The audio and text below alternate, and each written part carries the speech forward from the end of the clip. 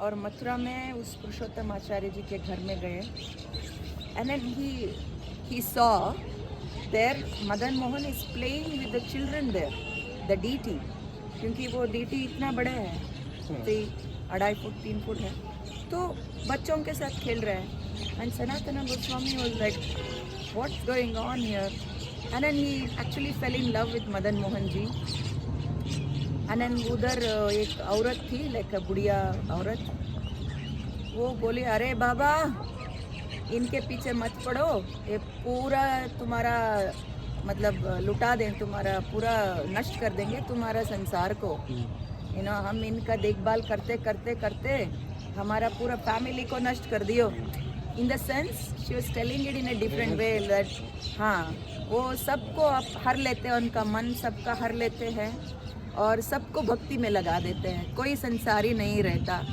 तो ऐसे no they are all in serving Madan Mohan ji like that, आप भी ऐसे बन जाओगे। सो सनातन गोस्वामी से मैं तो ऑलरेडी ऐसा हूँ, ऑलरेडी वो गोस्वामी ही बन गए थे। तो वो माता जी को बोली, सनातन गोस्वामी बोले कि इनको दे दो मुझे।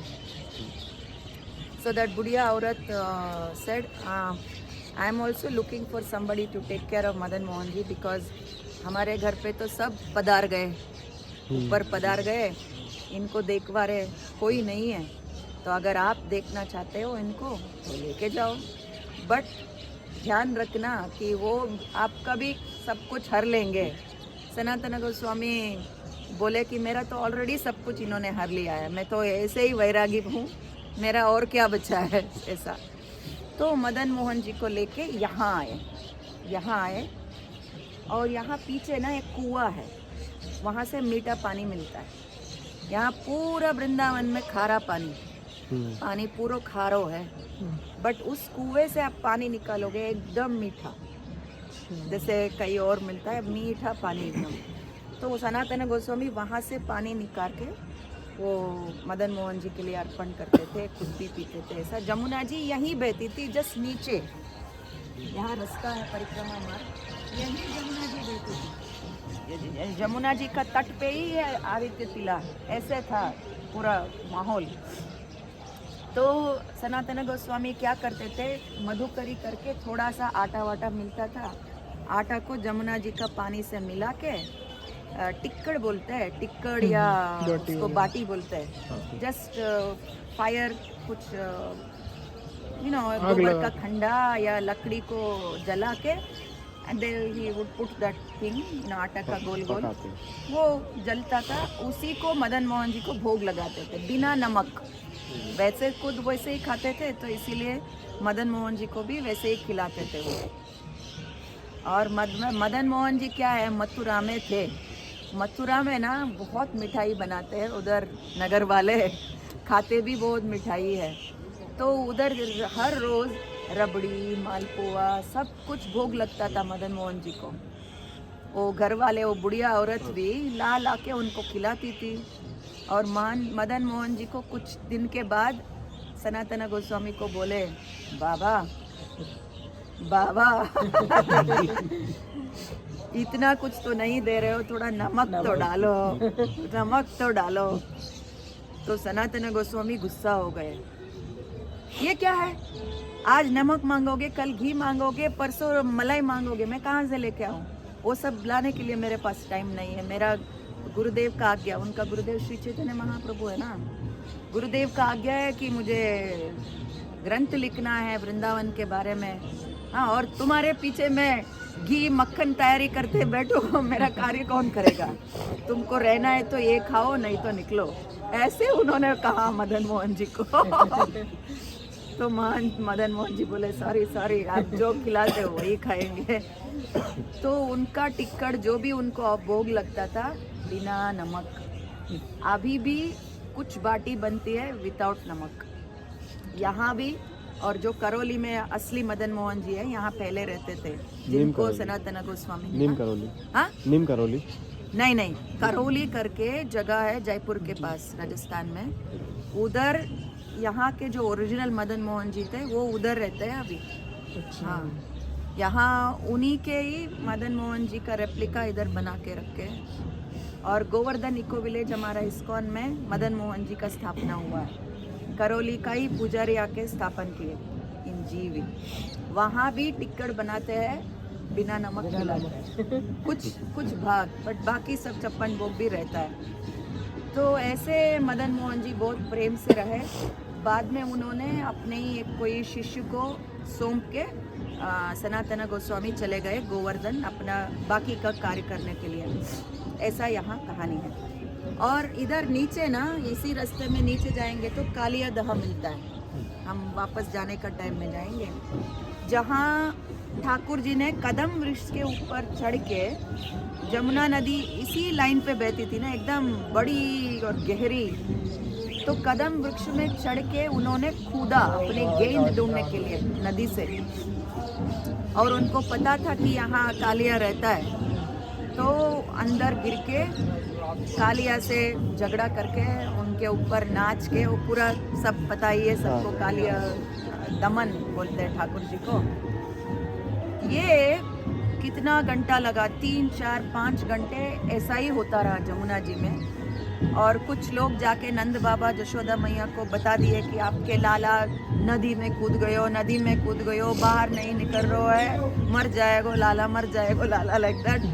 पूरा नंद बाबा, जशोदा मैया और ब्रजवासी सब आ गए कालिया दह में देखने के लिए क्या हो रहा है मेरे लाला को।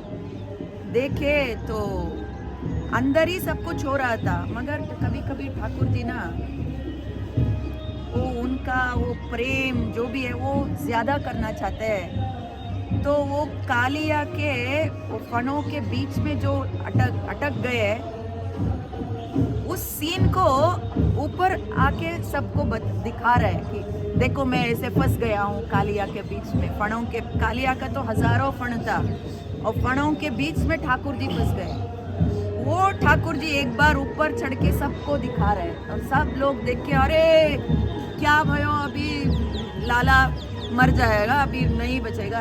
सब लोग रो रहे। ठाकुर जी फिर से उस कालिया को लेके अंदर गए और नेक्स्ट टाइम जब बाहर निकले ना, पूरा फणों के ऊपर खड़े हुए दिखाई दिए और नाच रहे पूरा। तो अब इतना 3, 4 घंटे 5 घंटे नदी में कूदे हुए थे लाला। जब कालिया को भगा के बाहर निकले, तब तुरंत जाके जशोदा मैया उनको पकड़ी। और देखो, जब हम पानी में बहुत देर तक हाथ रखते हैं तो हाथ थोड़ा it becomes like little kind of soft, और थोड़ा ऐसे फ्रिल जैसे नहीं हो जाता है स्किन। ऐसा ठाकुर जी का भी पानी में रह के पूरा शरीर ऐसा हो गया था। तो उन्होंने क्या किया, जशोदा मैया ठाकुर जी को इस आदित्य शिला के ऊपर यहाँ लेके आए। बोले लाला को थोड़ा सुखाऊंगी सूरज के धूप में। इतना पानी में रख के पूरा गिल्ला जैसे हो गया, स्किन इतना हो गया है, तो अभी सूरज के धूप में इसको रखूंगी, थोड़ा शरीर सूखेगा। तब जब ठाकुर जी को सुखाना है तो सूर्य देव कम मांगेगा। एक सूर्य का धूप से ठाकुर जी इतना सूख नहीं रहे थे, तो सूर्य देव अपना पूरा फॉर्म में आए। एक नहीं 12 फॉर्म, जो 12 नाम है ना सूर्य देव की, पूरा 12 फॉर्म में सूर्य देव आए। तब जाके कुछ आधे घंटे में ठाकुर जी पूरा सूख गए।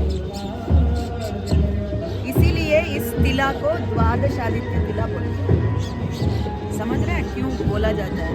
पूरा आदित्य, द्वादश आदित्य यहाँ ठाकुर जी को पूरा ड्राई थी, इसीलिए इस जगह को द्वादश आदित्य तिला कहते हैं। और यहाँ से तो जमुना जी यहीं बहती थी, अभी जमुना जी का कोर्स चेंज हो गया, बहुत पीछे हो गए। और यहाँ हम परिक्रमा करते करते हम कुएं का दर्शन कर सकते हैं। और देखो, जब ये ठाकुर जी नमक वमक मांग रहे थे ना, तब सनातन गोस्वामी बोले देखो तुम तो बहुत ही ज़्यादा बन रहे हो अभी।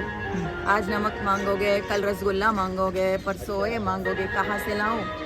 तुम्हारा अरेंजमेंट खुद करो, ऐसे ठाकुर जी को बोल दिया। ठाकुर जी बोले करो, बोले कर लो, मुझे मत इन्वॉल्व करना। तो तुमको चाहिए तो तू ले ले, नमक ले लो, कुछ भी ले लो।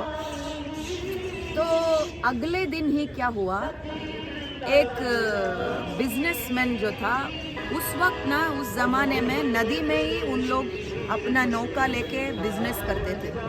वो नमक और हीरा जवाहरा बेचने वाला था, नमक भी बेचता था, हीरा जवाहरा भी बेचता था। वो पूरा जमुना नदी के किनारे में जो जो जगह है उधर जा जाके उसको मतलब बेच के प्रॉफिट लेके आता था।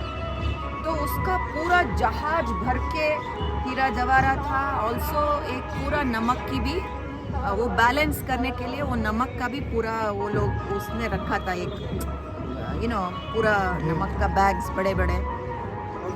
तो इस तरफ जा ही रहा था, बीच में नौका अटक गई, पूरा जहाज अटक गया।